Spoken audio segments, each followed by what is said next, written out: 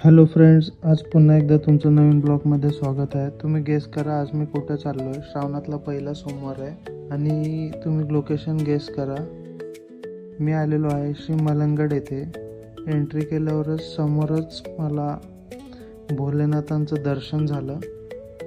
सरळ पुढे गेलो तिकीट काउंटरवरती, तिकीट घेतलं आणि वेटिंग एरियामध्ये वेट केल्यानंतर वरून ट्रेन आली आपली रोपवेची. धावत धावत जाऊन मी विंडो सीट पकडला, कारण माझा फर्स्ट टाइम सोलो व्लॉग आहे आणि मला विंडोमधून टेक्स्ट घ्यायचे होते. आज पहिल्यांदा आयुष्यात एकटा कुठेतरी फिरायला गेलो. लोक त्यांच्या मित्रांसोबत आलेले. विंडो सीटला बसलो तो बघितलं तर मागे ड्रायव्हर, त्यांची चर्चा चालू होती.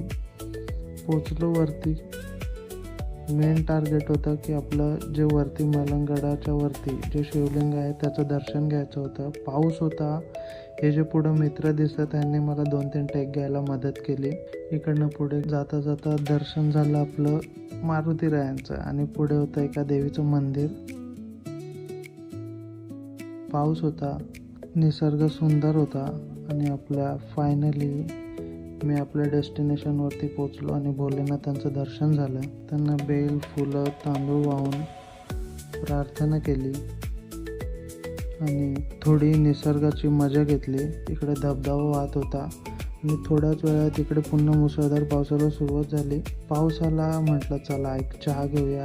चहा घेतला. बाजूला बघितलं तर इकडे थंड वातावरणामुळे मांजरीने सुद्धा शेकोटीचा आस्वाद घ्यायला सुरुवात केलेली. इथून एक भीमाशंकरला रोड जातो. कमेंटमध्ये मला सांगा की तुम्ही या रोडने कधी भीमाशंकरला ट्रेकिंगने गेला आहात का. तुम्हाला हा ब्लॉग आवडला असेल तर कमेंटमध्ये नक्की कळवा. हा ब्लॉग तुम्हाला कसा वाटला. चला तर मंडळी, बाय. भेटूयात आपण नेक्स्ट ब्लॉगमध्ये.